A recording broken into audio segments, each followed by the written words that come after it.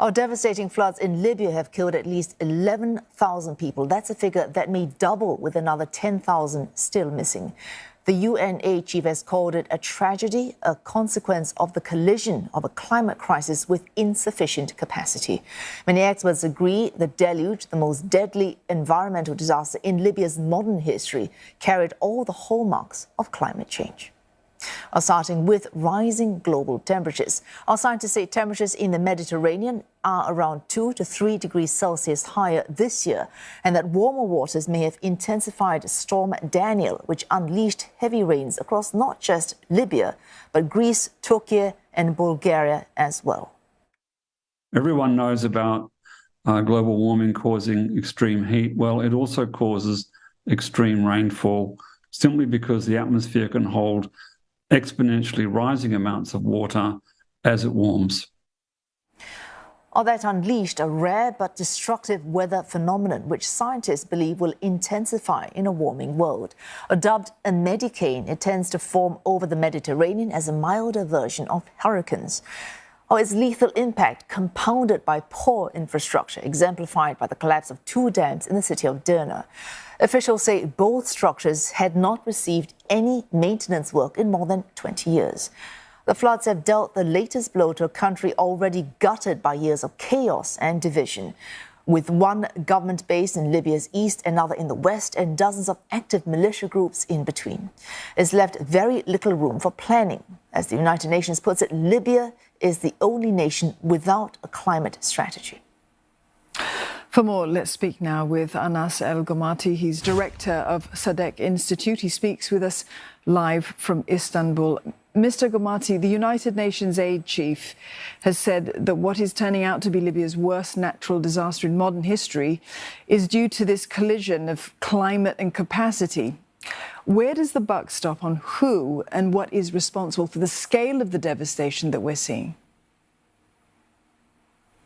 Well, as you've already mentioned, climate change and not having a climate strategy is a key element in this, but this was not Mother Nature alone. This was also negligence on the part of the authorities in eastern Libya to have monitored that dam. The negligence goes back as far as the Gaddafi regime that failed and neglected that dam and those people for many, many decades. Underneath the dam and in the region of the dam, there is a tribe, the Shawa'a tribe, that had told the local authorities there for the last several years that the dam is singing, that there is noise coming out of the dam as a result of the huge gaping cracks that were there. But the negligence falls upon those that failed to release the pressure from the dams in the time that it was rising. 115 million cubic meters of water was filling up those dams, and so essentially it's a failure of a man-made capacity. It was a tragedy that we could have avoided and we could have prevented.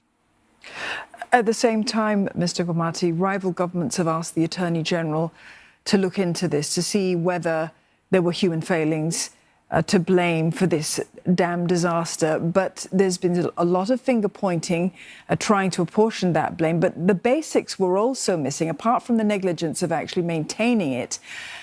Where was the evacuation plan? I mean, that could have saved lives as well. There were contradictory statements from the local council. They issued an evacuation plan quite late on, and then they issued a rival, or rather the security director in the city of Derna, issued a different call and asked for the citizens to lock down the night of the storm. And I think all of those things are relevant because there will be a post-mortem in the few days that come, or even the next weeks that come, with the public prosecutor. But what happens right now, the lives of those 10,000 that are missing, the 40,000 that are displaced, it's their lives that we have to save right now. So there has to be a rallying call to the international community. And Southeast Asia is familiar with this. They've faced tsunamis and the damage that water and flooding can bring when it's bringing it at that speed.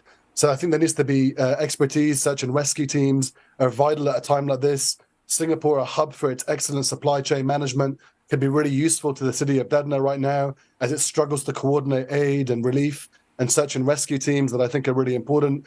It's outstanding medical infrastructure and its medical teams setting up field hospitals. That's really needed right now. The world doesn't need the sympathy, and the post-mortem comes tomorrow. What it needs is the action. And the Derna's population right now is facing a biblical tragedy, and the proportions of which could affect the 40,000 that are now vulnerable to the elements 5 days after that event, but are also vulnerable to the spread of disease through the water system that is now not functioning, through the city that has fallen apart, where they're using makeshift schools as temporary shelter, where there is no functioning hospitals, and they're relying on field hospitals. The world is being slow to act in the face of what is a tragedy of biblical proportions, and it needs everyone's help. Before the clarity of that post-mortem can take shape, though, Mr. Gomati, we need correct numbers, and officials are still taking stock of the situation. We're seeing estimates that are varying wildly. All of those estimates are in the thousands, but they differ depending on who you speak to. Why is there this lack of clarity or lack of coordination between agencies so that we can get a clearer picture of what's happening here?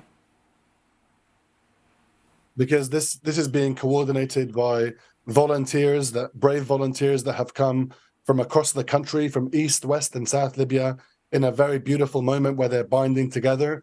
It's coming through outstanding, brave organizations like the Red Crescent, and it's also coming from the Libyan National Army, whose own brave rank and file, with or without their uniforms, are saving the lives of citizens today in Eastern Libya. But it's difficult for them to coordinate without knowledge of supply chains, without knowledge of the precise numbers, because there is a lack of coordination, there is a lack of understanding. A lot of the aid arrives in Benghazi, 300 kilometers away from Derna, when it could be arriving in the city of, or the towns of Labrag, only a few kilometers away, or Martuba, 28 kilometers away from Derna.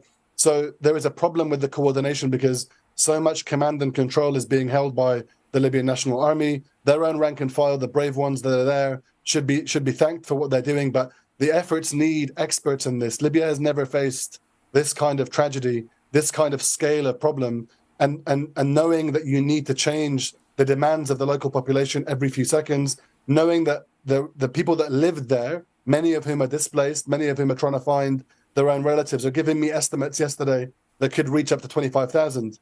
The Red Crescent and the orderly organizations that are doing that are using different statistical methods. They're using very relevant statistical methods that we should stick to until we know the full account. But the residents that live there know the number of people that were once living there, and they know that they're no longer here. And they're looking either at the shoreline, where they may find bodies that are coming up to the sea, or they're looking under the ground, where they're finding still a few bodies have remained. I mean, they found 13 bodies this morning. I know that they found another 20. There were some really brave Spanish, Turkish search and rescue teams that are working kind of countlessly overnight. But the work that needs to be done in this time right now means that people are not sticking to the numbers that might be dead. They're trying to find those that survived.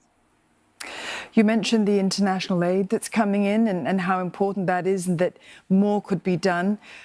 Might that aid, though, be hampered at all by the political fractures that we're seeing in the country, that sort of working together between the two rival governments? Can we even hope for solidarity between those two sides, East and West? I think it certainly does hamper this problem, this institutional division between the East and West. But what I've seen and what many people are talking about today online in Libya is that the faces behind those institutions, ordinary people like myself and yourself, are working outside of those institutional divisions to try to do the best job that they have or that they can do.